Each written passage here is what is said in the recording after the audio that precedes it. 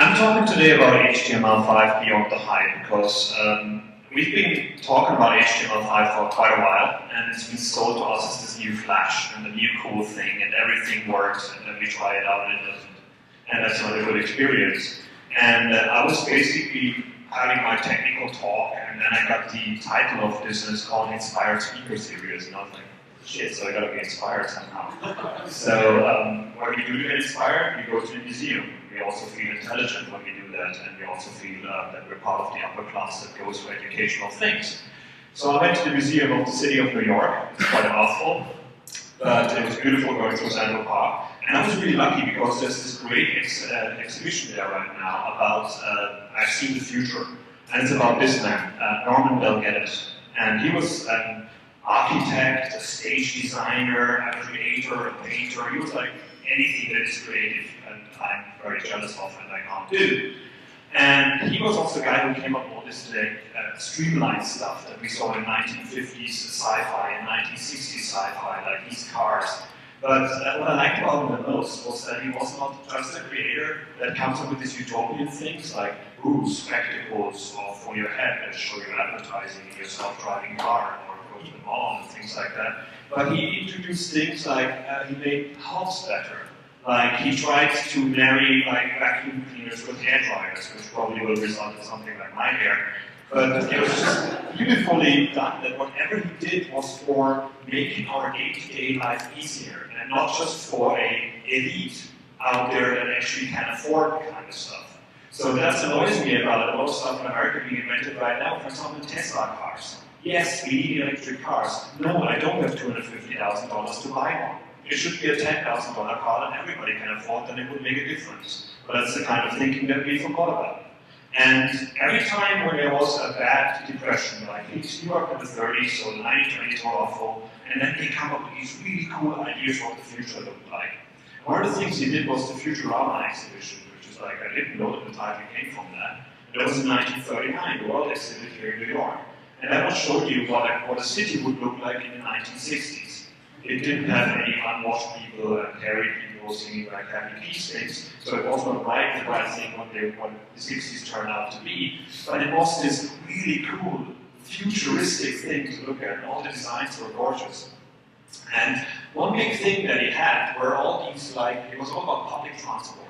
It was about buses, it was about trains, and it was about these high-level 6-lane highways. And these were not the normal highways that we have right now, but in 1939, his thinking was that the cars would be radio controlled and keep the distance from the car in front of you so you can spend time reading or doing other things. That's something that Stanford's been working on in the last 10 years, that Google is working on right now.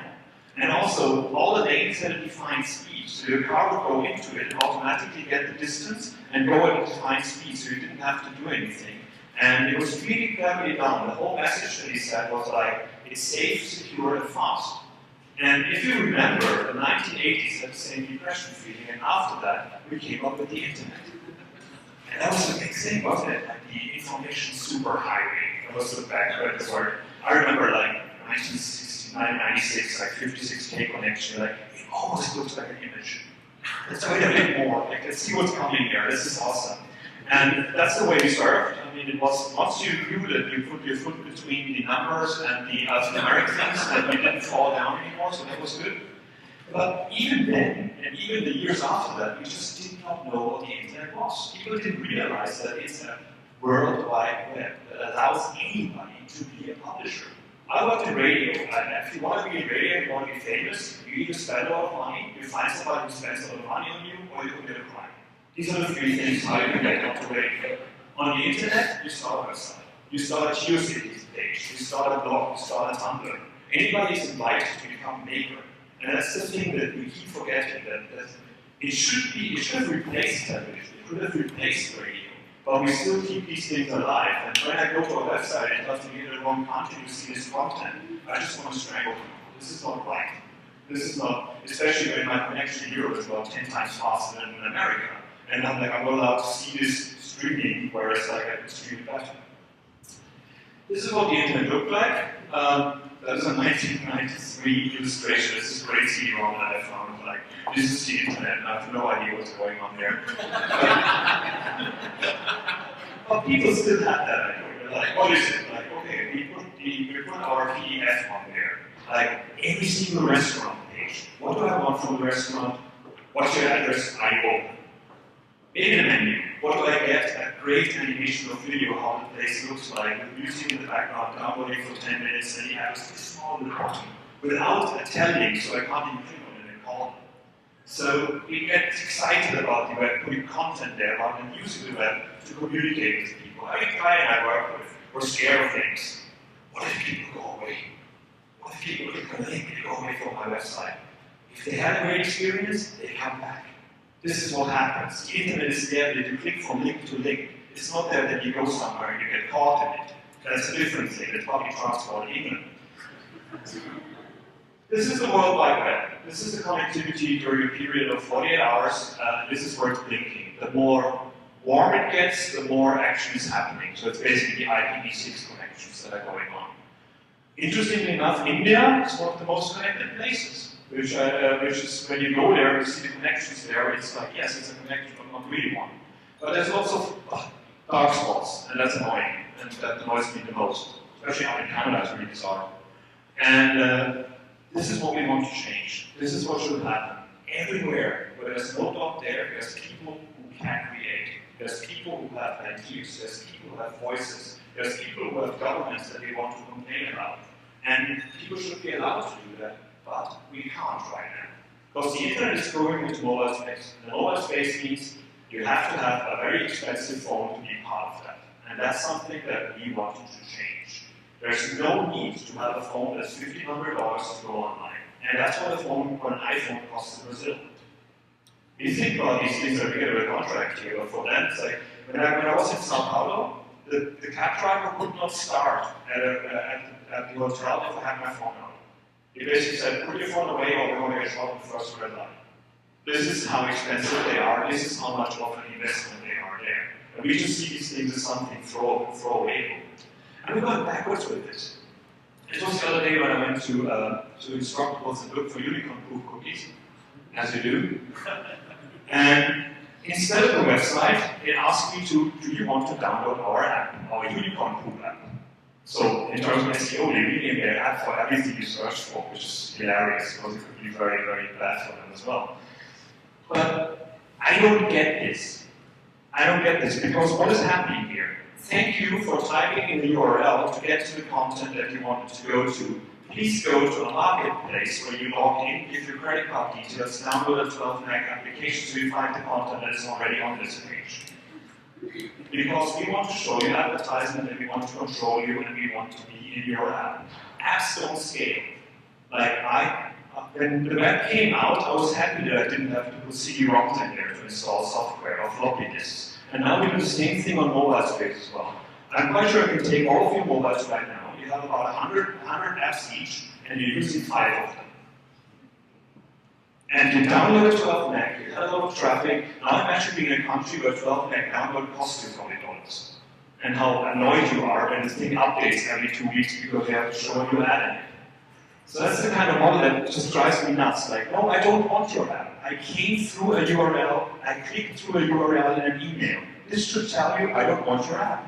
If I came from your app, fair enough. LinkedIn is my favorite about this. The company that says that HTML5 doesn't work. Because if you click through an email, and 90% of the traffic is from email, you don't go to the thing that the email was about. You go to the front page of it, and you have to click through that navigation, which is more or less a point-and-click adventure rather than navigation, to find what you were actually looking for. That was where the URL is. The URL is there to actually point you to something. Why not keep that? iPad Air came out. Yay, it's smaller, faster, whatever it is, I don't know. I was in the room here, which is like one of these apartments where you can where you get a cleaner and stuff. And I tried to download and watch that website. 34 meg data on the iPad website, on the iPad Air website. It downloaded halfway and then it got stuck. Because it killed my scroller as well. It wasn't an HTML page that had a formal structure, it was just these like whoosh, whoosh, when you go with your mouse out left and right, so as you can see the quality try to thing. And it just drives me nuts because that's a first world web. This is like bringing, it's like a shop having a credit card reader in front of it to allow you to get in.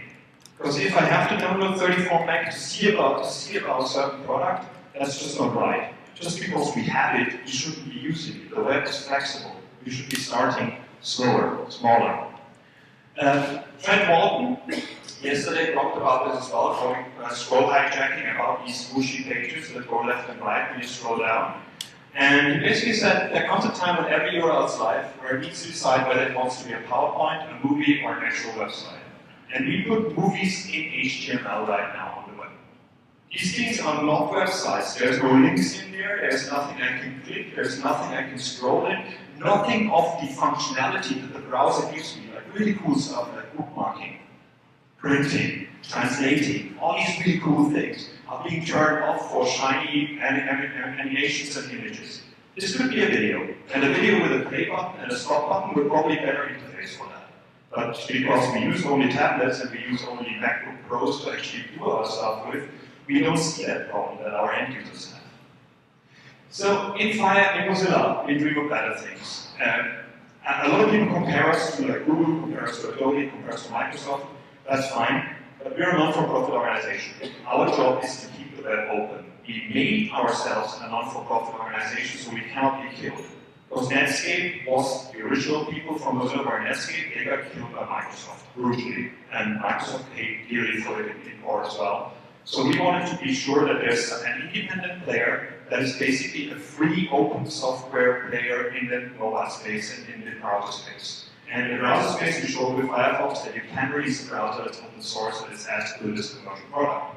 And then we saw the mobile space and like, damn it, nothing there. The stock browsers are awful. The operating systems get more and more closed, even more close than the Facebooks and the Google Pluses on the internet. It was just, you're not allowed to play if you can't afford the hardware.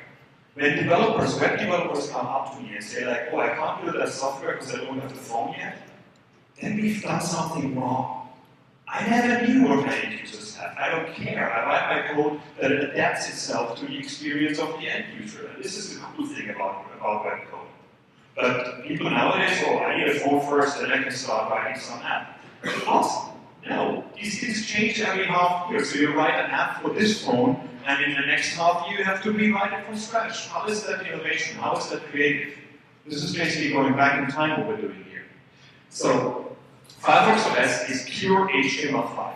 The operating system is written in JavaScript, CSS, and HTML. Nothing else in there. No Java, no C#, no Cocoa, no Pascal, no Lisp, no COBOL, just HTML, CSS, and JavaScript. And that was the crazy thing we started 2 years ago. Empty repository on GitHub. How can we have an operating system in HTML5? Yeah, let's do brain search with the Fisher step as well. How about that? But we managed to pull it off. It's predictable HTML5 support because the operating system is the browser rendering engine. It's not those old outdated browsers on Android that drive us nuts. It's not the old outdated browsers on old iOS that drive us nuts. It's updating all the time. It's web native. There's a marketplace, because people need marketplaces. We get sick of them here, but right now we need them. And there's also web distribution, so you don't need to go through marketplace. It's aimed to replace feature phones. It's not there to compete with the iOS 5, with the iPhone 5, with the Android Nexus series. People compare these things next to each other, like, oh, yours is much slower. And you're like, yeah, it only costs a tenth of the other one as well. So, a Formula 1 car is actually faster than a people carrier, but yeah, a lot more people are happy in the people carrier, and you can't park your Formula 1 car. It's launched. This is not an idea. This is not a prototype. This is not a demo. These are the phones that we have. This is the one that is sold in Germany and in Poland. This is the one that's sold in Spain. In Spain, you can get this phone for 69 euros, with 30 euros already on it for apps, without a contract.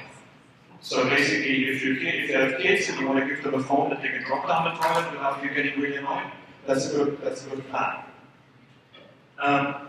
Spain, Poland, Mexico, Brazil, Venezuela, Colombia, this week Uruguay is coming around as well, so that's why I'm traveling a lot at the moment.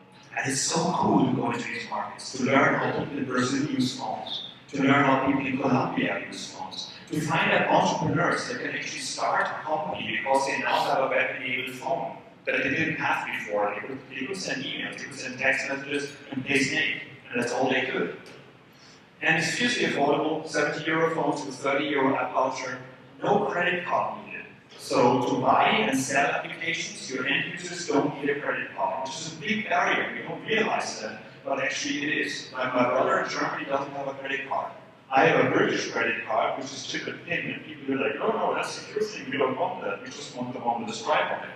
So there's confusion about these things as well. That's why we said we build it to the telephone bill or we build it to the SIM card. So you can actually have a SIM card completely disconnected. If your kid gets their phone stolen, your credit card information is not on there, not anywhere, not connected. And here's issues we didn't have to fix. The browser data that I talked about, that browsers get outdated. That like old Android has a browser that basically is worse than the Internet Explorer 6. And it will be there for the next 5 years because they don't upgrade these old phones anymore because they want to sell new phones. That's what the problem of mixing hardware and software does to you. Offline support is working. App cache is not broken like it is in other systems. IndexedDB is available for you. All kind of other local storage, these kind of things work as well. You've got storage on the SD card as well. Hardware acceleration and performance is a given as well because we written the operating system for the browser rendering engine. So to make the operating system work, everything had to be accelerated. Whereas in iOS and Android, the HTML5 is all rendered through a web view, which is like the red-headed stepchild of the main operating system, which doesn't get all the resources. Video and audio playback, same problem. We needed to fix that, we had it in there. And finding developers is not a problem either because there's millions of web developers out there. And they're not the divas of the month that say like, hey, I got this new cool thing, I can charge whatever. There are people that you can outsource to places like Romania, to India, to any place that you want to. And there's millions of web developers out there that are hungry to prove themselves. So we stuck through and we didn't have that problem that we had. We just basically went through the door instead. 5 issues of HTML we had to fix them. Like there's a few things, of course, that are broken. And not broken, but problematic. So these are the things that I keep when I talk to people about, when I talk to the press about HTML5, when I talk to other people about HTML5, these are things I hear all the time. My main answer is like, if you want to learn about HTML5, don't read TechCrunch. Hardware access was the first thing. Phones have really cool stuff in them. They've got accelerometers in them, they've got cameras in them, they've got like FM radio in them. Most people don't know that. Every phone has an FM radio receiver in it. All these things are available, but not available to web developers. You have to write native code to access these kind of things, which is unfair. And who wants to write Java? Really? This is just not nice. Yeah. These are all the APIs that we define to access everything in the device itself. All of these are open JavaScript APIs, proposals to the W3C, implemented across other browsers as well. This is how they work. And all of these are basically discussed by other browser makers right now. I'm not going to go through them, I'll just show 2 of them. There's, for example, the battery API. This is how to show the battery of your computer. So in this case, the meter up there is 100% already. There's also a clear selector for meter element, navigate a battery. Meter value is D level. That's how easy it is to get a battery meter, to know how much battery is there. Which of course is like for displaying rather stupid because your operating system does that for you. But for example, having a clever app that automatically gets a simpler interface when the battery life dies out so people can use it for longer. Why not? Why do people don't do that? They tell us like, oh, your battery is almost dead, please save your content. But why does the app realize that halfway through and say like, well, you know what? It's a different thing. This is really cool. This is the ambient light sensor, basically the thing that does the backlight of your MacBook Pro. And the camera here is not on, but I can use this now to actually go back to 0 and go back to the number. If I shine a light on that, that goes up to 20,000. So you can make interactive stuff with that. You can also switch from black to white on black in a video, for example, just by finding out how much light is around the computer. This is running all the time in a MacBook, but it was never available in JavaScript. Now it's actually an event listener on the device light, and that's a W3C specification. And as somebody who wants to do visual stuff, random numbers coming in, cool. I can do really good stuff with that. And I don't need to eat the battery by accessing the camera, for example. The other issue is security. The web is inherently insecure. JavaScript not sandbox problem is there, drive-by downloads in Internet Explorer and old unpatched computers and these kind of things. So we needed to make a way to make applications access all that hardware, but in a secure manner. And you cannot do it by asking the user every single time if they want to give access to everything. That's just not good UX. So we defined a manifest definition. A manifest definition is just a JSON object that tells you this is now an application, not a web page. And in this one, you define your icon, you define where your app lies, like a URL, and you define all the things that you want to have access to. There's 4 levels. There's web content, there's hosted applications, there's privileged applications and certified applications. So privileged apps are the ones that get packaged and actually have to have a security review. Hosted ones are on your own server. They get access to a few of the APIs, but not all of them. Certified are the ones that are built in the operating systems. That's only Mozilla and partners. But it's really easy to get access to these kind of things, and you package your app up, and then it becomes secure to access all these things. The user still is in full control. And the settings model is actually dynamic. So instead of having a thing in Android that when you install an app, you give it access to everything, and then you have to do that every single time you install it, you can turn off and turn on access during the running of the app as well, which as an app provider is really cool, because I don't have to reinstall my whole app to get it to make it work. Development environment is a big thing as well, like how do I write HTML5 apps, which IDE do I download, where do I do this? You use a browser, this is what you do. And here's what, yay, awesome. Why is that not happening? But I can show that actually as an image, as a video.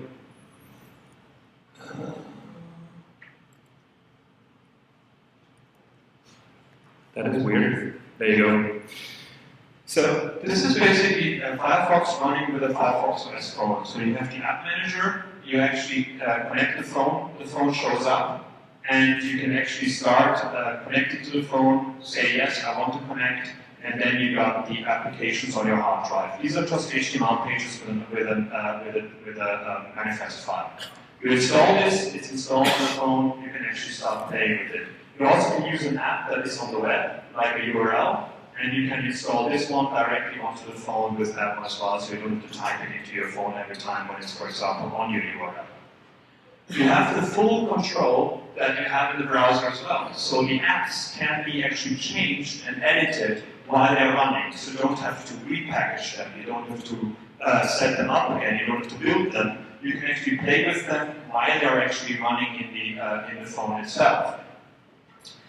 You can do this with JavaScript as well. So for example, an alert here showing with 42 shows you that the JavaScript debugging is working on the device itself as well. If you don't have a device, you can use the simulator. I'm actually really good. I've never seen this video before, but that's what I'm guessing what it's doing here. So you can start the simulator, and I'm going to show it in a second as well. And now you've got the phone on your hard drive, and you don't have to wait for a phone to start building for it. And you do the same thing there. You actually debug and develop things. So the settings application is part of the operating system itself. And you can do it in Android, but as it's HTML5, I can, in the browser, see the different CSS things here and start messing around with the CSS. So for example, he's changed the border bottom to a red color here, and then he changes the width of it, and you can debug your applications live in the browser because it's HTML5 and not some native format that you don't need to have. So this is the development environment that's happening right now. This works for Chrome, for Android at times as well, but we actually made it very, very easy for you to do that. And it's been quite a pain. So you can see, you can actually click on the phone as well to start changing the HTML and rename it to something else. So live things, save them later on, and you have the system there. Our prototyping. JSFiddle is a very, very good tool. JSFiddle is basically an online tool where you can write some HTML and you can some CSS and JavaScript and you can send it out to people to debug with you. It's a great example when you have a problem with something. Instead of describing people what you're doing, just write all of those and send the URL to me and I can actually fix it with you. And there you can just say /FXOS HTML and you can start installing your application and playing with it live in the browser as well. So that's another way of starting with it. App interoperability is another big issue. What if I already have an app that accesses the camera and I don't want your app to access the camera as well. Why should a puzzle game access the camera just to get an image? So what we did there was a system called Web Activities. That's another proposal, which is now working in Firefox and is looked at by other browser vendors as well.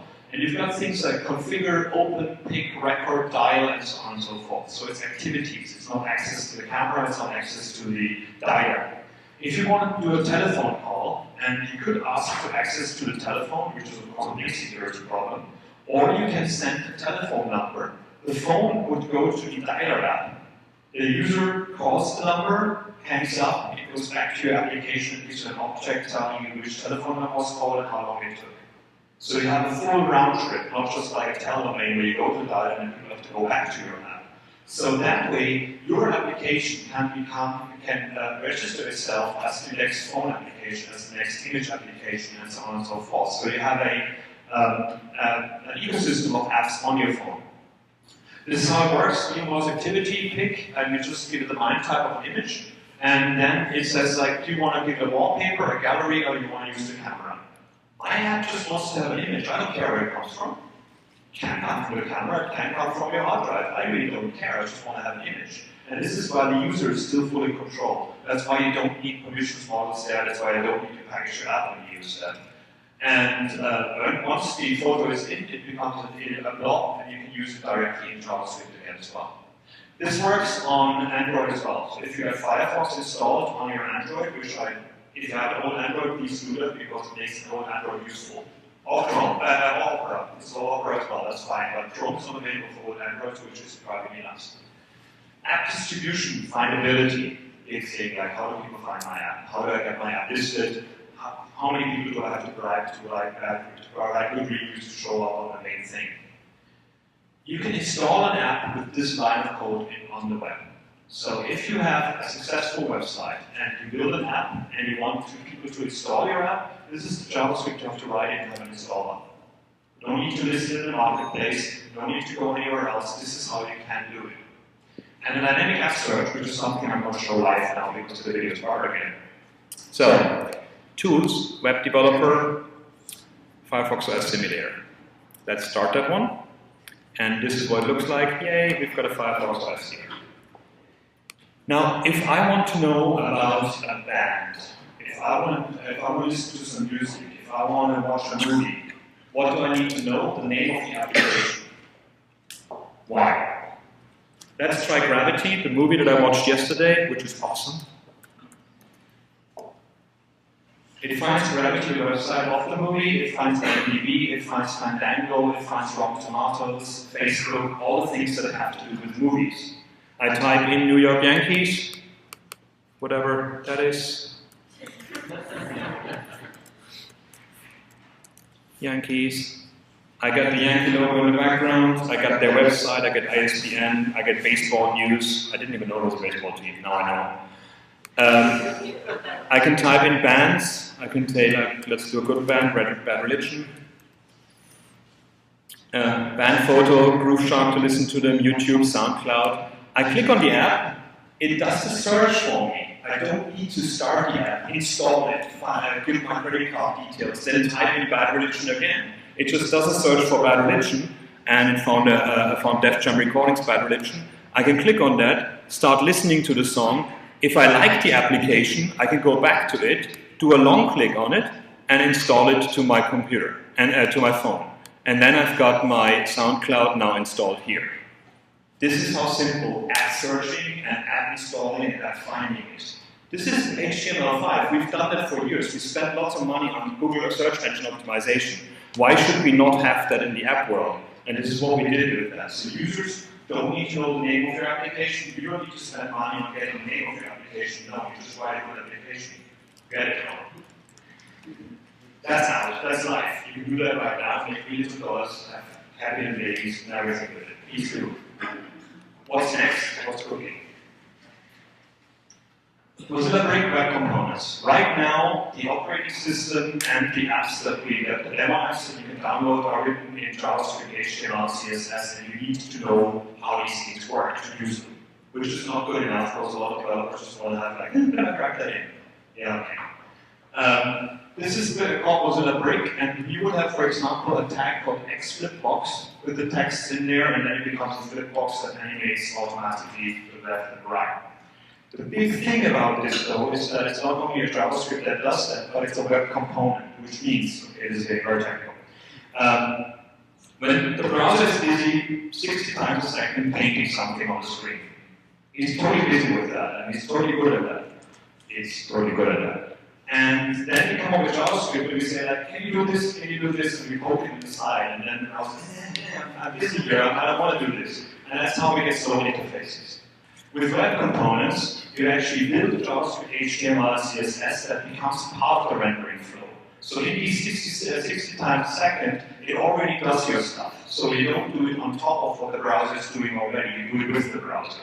And that's something we really need. And Google is big in it, Adobe is big in it, we're big in it. Microsoft is interested that we're doing research in it. But let's see how that works out. So I've got people in there and they know when they park their car. So, WebRTC is another big thing. Google Hangouts just switched to WebRTC, so you have HD video chat systems one-to-one. But WebRTC in essence is a peer-to-peer connection. So it's two computers to each other without a server in between. Which means you can scale games for thousands of players without your server burning up in the middle of it. So WebRTC is not only the future for video conferencing on the web, native web controls, but also anything that has to do with data. You can write a BitTorrent client in the browser. You can write a streaming audio app like Spotify in the browser now as well, without having to go through anything native. This is called Together.js, which is really cool.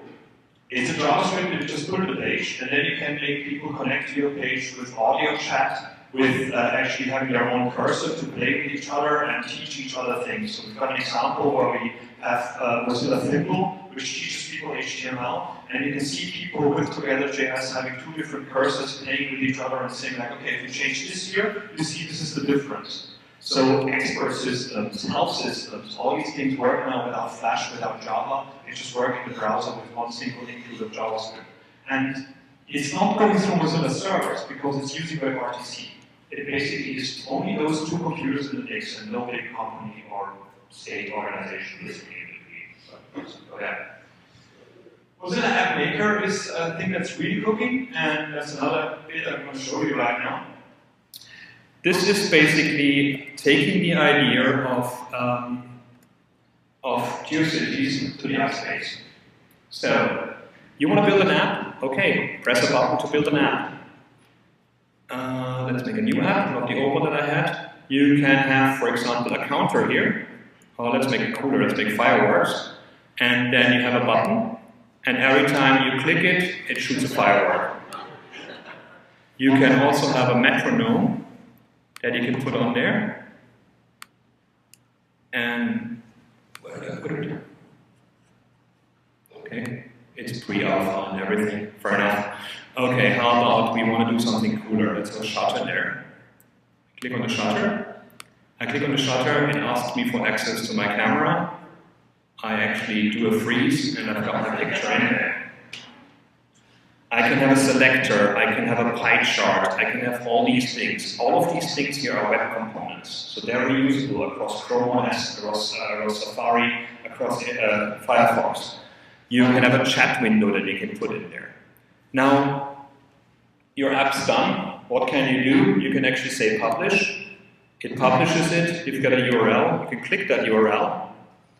And if I hadn't turned that off right now, then I can actually copy and paste that one as well. So you can take that, copy that URL, go into your simulator or on the phone. I could do this live on the phone now as well. Put it in there. Press the button. Wait for the wireless. Break things. Anyways, you can install it on the phone with one click and create it. So it's basically bringing the GeoCities, anybody is a maker, thing to the app space. And this is something that we released in alpha right now, and we're going to go to universities, we're going to go to schools, we're going to talk to journalists. Tomorrow, the Mozilla Festival is in London, it's all about educators and journalists. They're playing with that right now. And why should it be hard to write an app? Why should you be an expert in that? Most of them use the same components. There's a FirefoxOS video series where I'm pestering everybody who works on FirefoxOS, including myself, and ask them all kind of questions about FirefoxOS. These are on YouTube, they're like 5 minutes each, and we spend a lot of time in a shower for them and stuff, so take a look at them. That was fun. Like, the camera guy was so confused about, like, you know, like, your skin color difference is really doing my head in. It's good fun with these. All in all, FirefoxOS is out. And it brings the mobile web to people who don't get it. iOS was not interested in Columbia on this data, but there's people there who have good things to say, and they have the right to be on the web. Nobody ever had to pay to be on the web. Now we do, and that's what we need to change.